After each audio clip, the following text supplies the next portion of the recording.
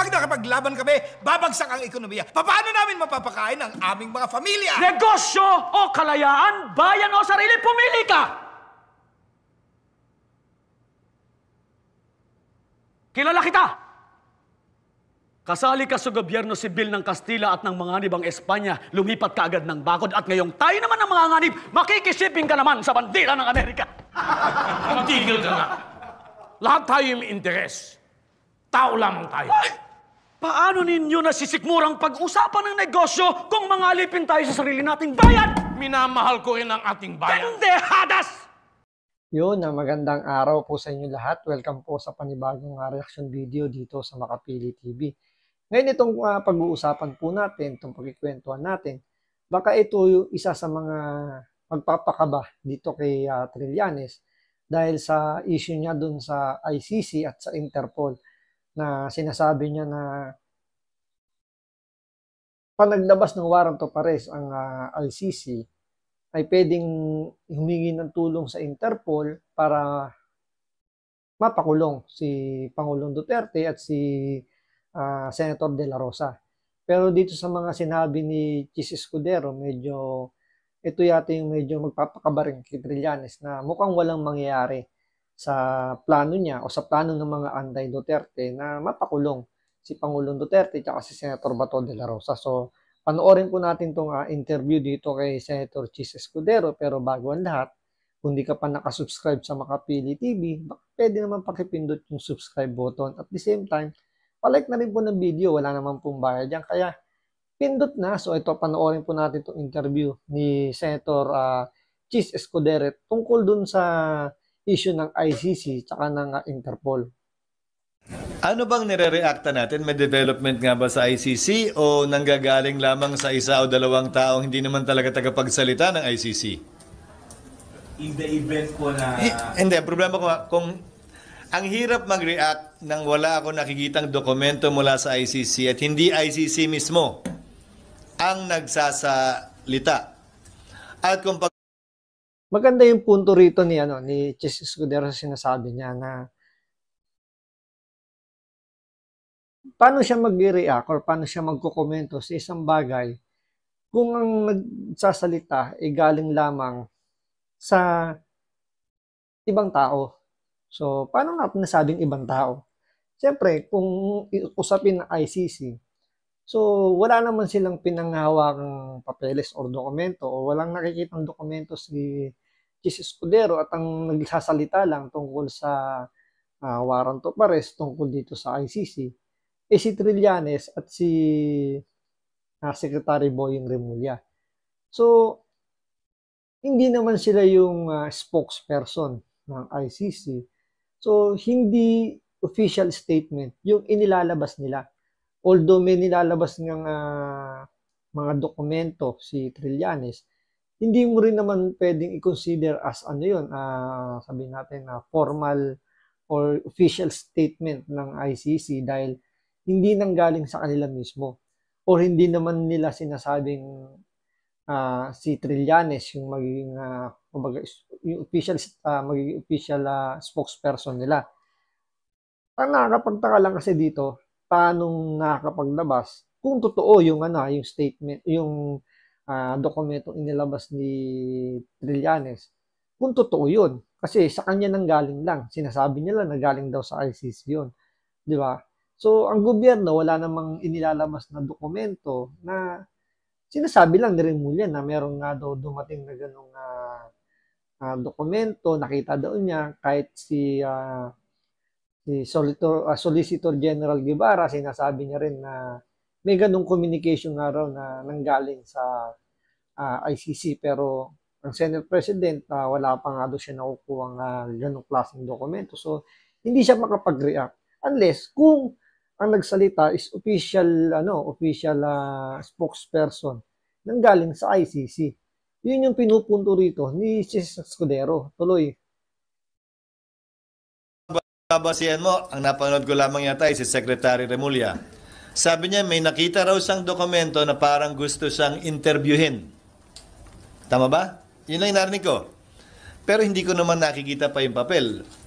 At kung gusto man siyang interviewin, hindi ko alam kung napadala na siya ng notisya na gusto siyang imbitahin. Papagunahan ko na.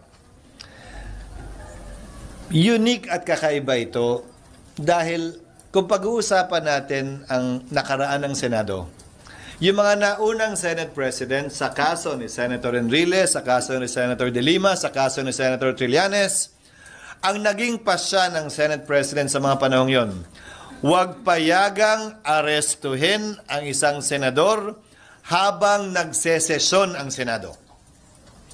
In-extend ng konti yan sa kaso ni Senator Trillanes. Huwag payagang arestuhin sa loob ng pasilidad ng Senado.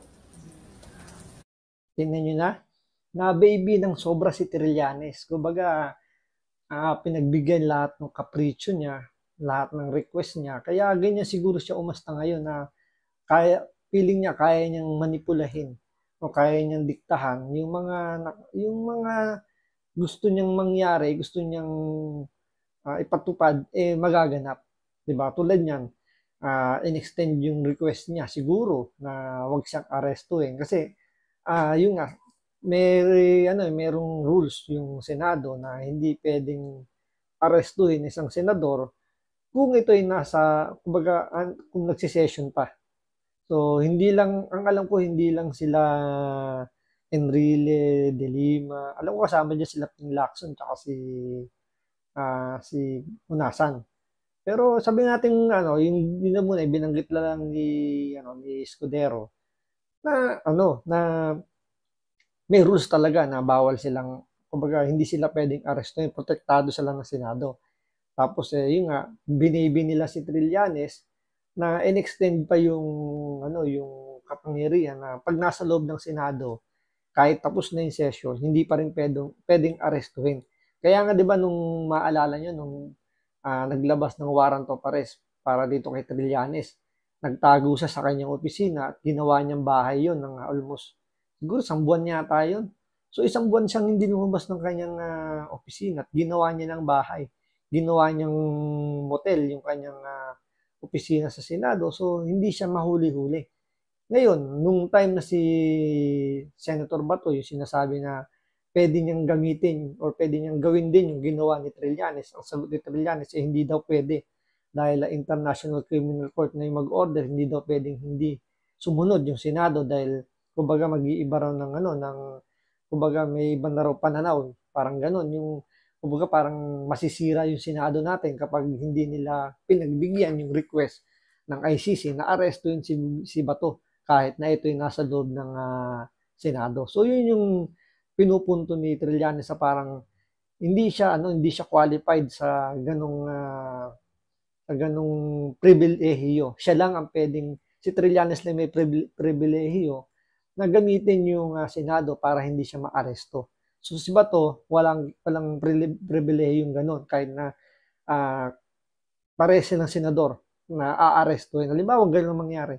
Maglabas ng warrant of arrest yung ICC, hindi daw pwedeng gamitin ni Bato yung Senado para hindi siya mahuli. Diba? Pero pag si Trillanes yung aarestuhin, pwede niyang gawing bahay, pwede niyang gawing motel yung Senado dahil protektado siya. Diba? Kita niyo yung pagiging rito ni Trillanes, yung pagiging baby boy niya na talagang siya lang ang entitled na mabigyan ng ganong klaseng pribilehiyo.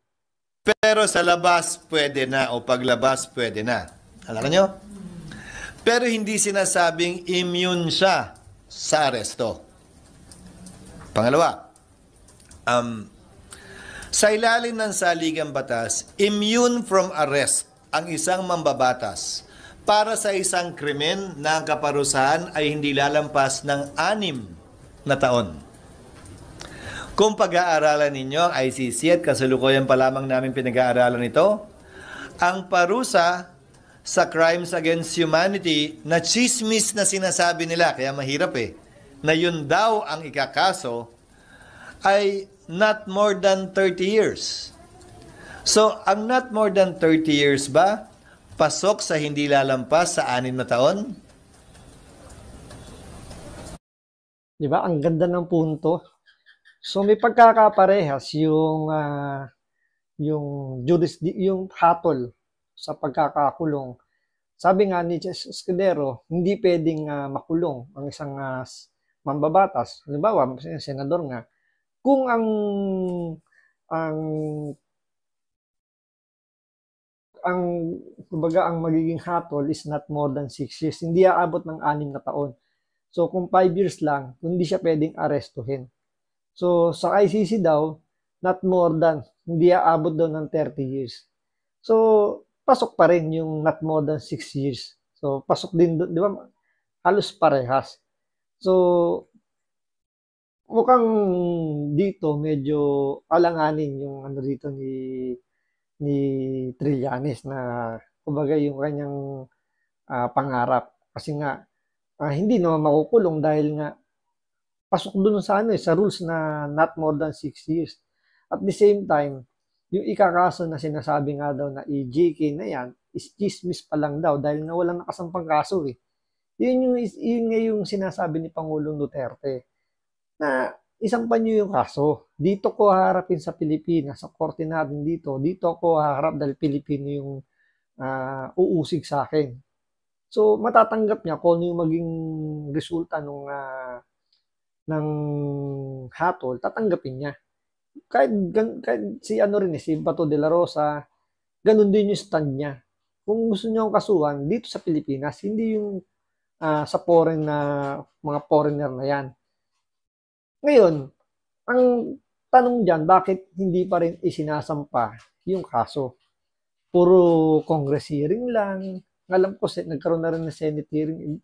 Hindi ko lang sure, pero puro hearing lang ng Congress yung nakikita natin. Kasi,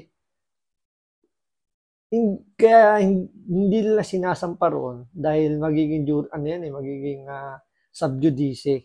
Pag isinampa na yan sa korte yung kaso na yan, hindi na pwede pag-usapan yan. So, ang nangyayari, kaya hindi sinasampa para at least pag-usapan ng pag-usapan, mabahiran ng putik ng kulay itim, yung mga Duterte. So, lalabas niyan, puro black propaganda yung mga nangyayaring pagbato nila tungkol sa EJK na sinasabi nga ni Ches Escudero is chismis lang. Kasi nga, walang formal na reklamong nakasampa. Diba? So, maganda yung naging punto rito ni Ches Escudero. Ang batas kasi natin, may minimum, may maximum. Ang batas doon iba eh. So, pag in-apply mo yung constitution natin sa terminolohiya ng batas nila, posibleng pumasok. Di ba? Ang not more than 6 years, pasok sa not more than 30 years. So, pinapapag-aralan namin sa mga abogado ngayon at tiyak ko pinag-aaralan din ng abogado ni Senator Bato. So, hindi sa ganun ka simple. Sunod, kung mag-i-issue ng warrant, ito'y puro katanungan lamang. Kung mag-i-issue ng warrant nga ang ICC, kung hindi na tayo miyembro ng ICC, ba't natin susundin yung warrant na inisyo niya? Iba yung may jurisdiction sila nung nangyari yung mga events na sinasabi nila. Dun sa, ngayon, di na tayo miyembro eh. So, legal bang pwedeng ipatupad yan ng pulis? Hindi ko alam ang sagot. Legal bang? Diba? Tulad nun. Kumbaga, kung expired na, pwede po bang inumin? Yung, parang ganun yung example niyan eh. Kung halimbawa, itong soft drinks na to expired na, pwede pa bang inumin? Unlike dun sa kagagawa pa lang, so pwede mong tikman. Pero kung expired na, dahil nga, parang ganun, di ba? Nangyari yung sinasabi lang krimen, under pa tayo or kasama pa tayo sa ICC. So, pagdating sa ending, na-expired na, hindi na kumalasa tayo, tingin nyo ba, pwede pa ba natin tikman? So, parang halimbawa, ganito, may ID ka, na ang validation lang hanggang dito, gantong taon lang, halimbawa, 2023, April, ganyan. So, valid pa ba siya pagdating ng May 2024? So, i-honor pa ba yung ID mo? Siyempre, hindi na. So, same thing din doon sa rules ng ICC. So, nangyari yon, yung insidente, is under pa tayo, and then mangyayari, naglalabas sila ng warrant, hindi na tayo member. So, paano mag-react dito yung kapulisan natin? Kung i-implement ba nila yung batas o hindi? O yung warrant na yun, kung i-implement ba nila? So, medyo malaking katanungan nga, sabi nga ni Jesus Escudero. Pag pinakitaan ka ng warrant ng ICC na hindi na tayo miyembro, anong legal na epekto nun dito? So marahil, baka may dagdag pang proseso. Yung tinatawag nating recognition of foreign judgment. Na para madesisyon na ng korte kung tama nga ba yon o legal o hindi. Tapos yung korte natin na lokal ang mag-i-issue. O hindi mag-i-issue, depende sa kanila. Ito'y lahat bagong mga sitwasyon legal na hindi pa natin napagdadaanan. So hindi ko ba masabi kung anong magiging kapasahan dahil hindi pa namin klarong nakikita rin yung mga legalidad na papasok dito. Pinapapag-aralan ko pa rin sa legal ng Senate. So, yun, malinaw. So, kung halimbawa na magdabas nga raw ng warrant of arrest ang ICC, pwedeng questionin sa korte natin. Siyempre, kumbaga, iba yung jurisdiction ng ICC, iba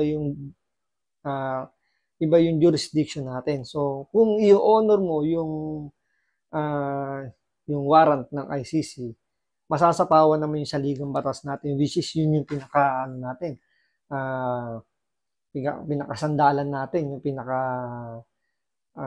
kumbaga yung tawag dito, yung pinaka-supreme rules natin, yung saligang batas. So, kung papayagan mo yung ICC, so parang sinagasaan mo yung supreme rules natin, so mababaliwala. So, parang, yun nga, sinasabi nila, parang binastos mo na yung Pilipinas.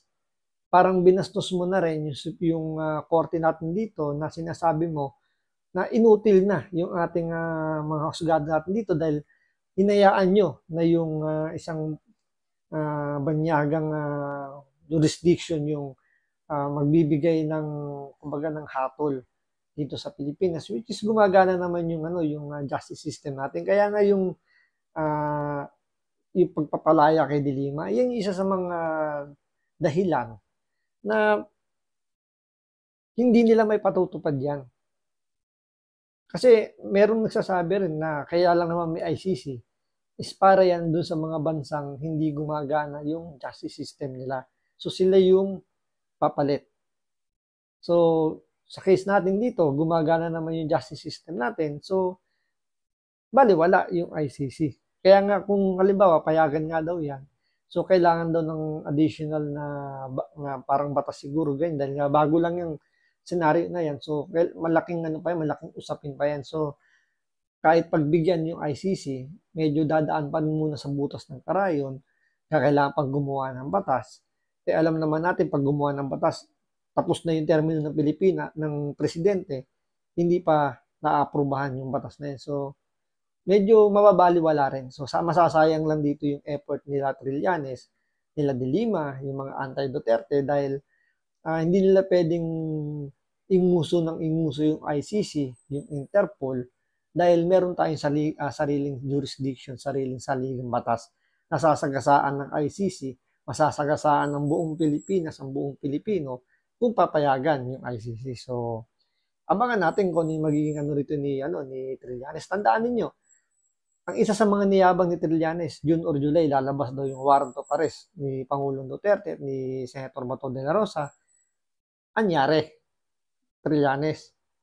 Anyari. August na po, wala pa rin po yung warrant na sinasabi mo. At ngayon, ang pautot mo, hihingi na ng tulong yung ICC sa Interpol para maipatupad lang yung gusto nyo mangyari. At the same time, panayasan pa mo ng kaso dito sa Pilipinas na mga basurang kaso.